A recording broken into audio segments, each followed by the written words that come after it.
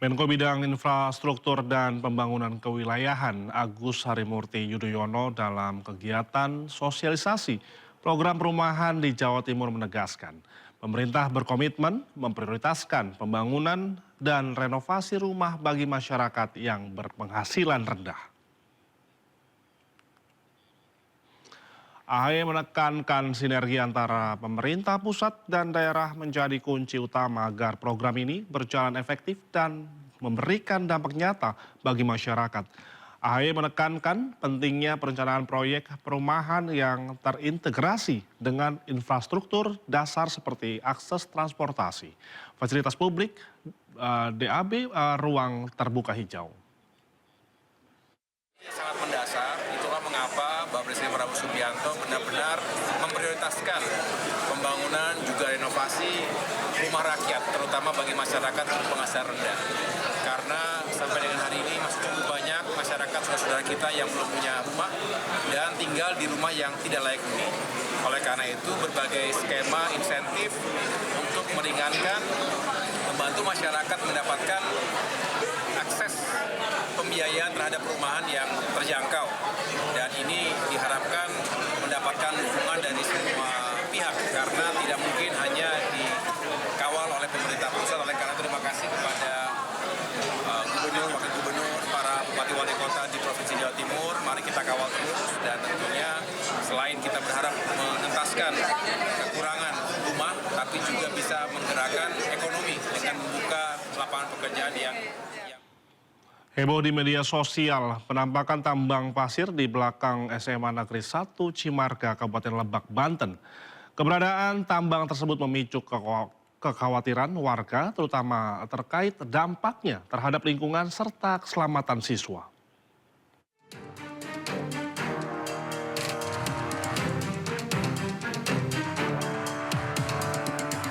Jagat media sosial dihebohkan beredarnya video area tambang pasir berukuran besar di belakang SMA Negeri 1 Cimarga, Kabupaten Lebak, Banten.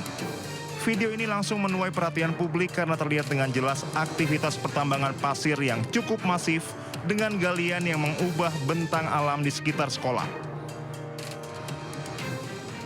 Warga pun mempertanyakan legalitas aktivitas tambang tersebut karena lokasi tambang yang dekat dengan institusi pendidikan.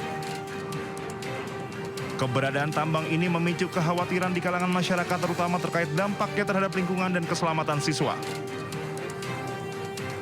PLT Kepala Dinas ESDM Provinsi Banten, Ari James Faradi, mengatakan pihaknya akan menindaklanjuti dan mengecek keberadaan tambang pasir tersebut.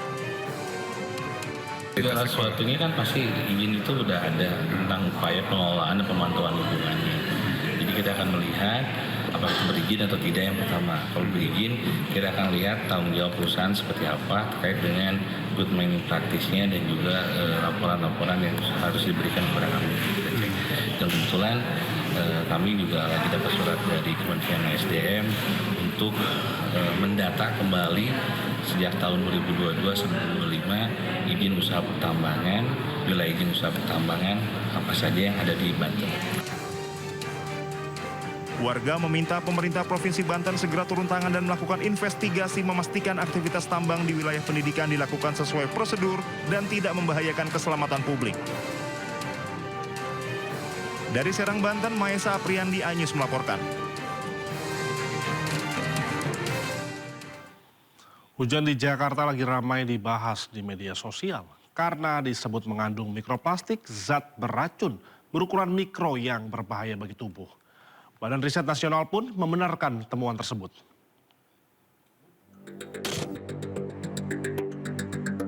Hujan Jakarta ramai dibahas warganet di media sosial dalam beberapa hari terakhir. Bukan soal penyebab banjir dan macet, tapi kali ini hujan Jakarta disebut mengandung mikroplastik zat beracun yang berbahaya bagi tubuh. Dalam sebuah unggahan akun Instagram, hujan Jakarta disebut mengandung zat beracun mikroplastik. Reaksi warganet pun memenuhi kolom komentar. Ada yang percaya, ada pula yang menyebut itu hoax. Menanggapi hal itu, Koordinator Riset TMC Modifikasi Cuaca BRIMAPRIN Joko Gunawan menyebut, berdasarkan riset yang dilakukan Pusat Riset Oseanografi BRIN, hujan Jakarta mengandung mikroplastik ukuran 500 hingga 1000 mikrometer. Mikroplastik berasal dari plastik yang terurai jadi potongan kecil karena paparan sinar matahari, angin, atau gelombang laut.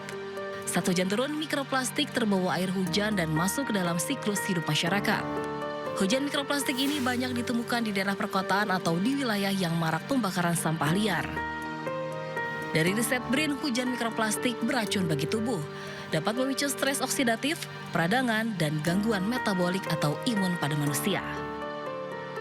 Untuk menghindari polusi mikroplastik, masyarakat bisa ikut menjaga lingkungan dengan mengurangi sampah plastik yang kini jumlahnya makin mengkhawatirkan. Bagaimana tidak, dari total 32 juta ton sampah nasional, 20%-nya merupakan sampah plastik. Tim Liputan iNews melaporkan. Kejuaraan Dunia Gimnastik Senam Dunia 2025 resmi dibuka pada Minggu pagi di Indonesia Arena, Jakarta. Informasi selengkapnya usai jeda berikut, tetap di Indosiar.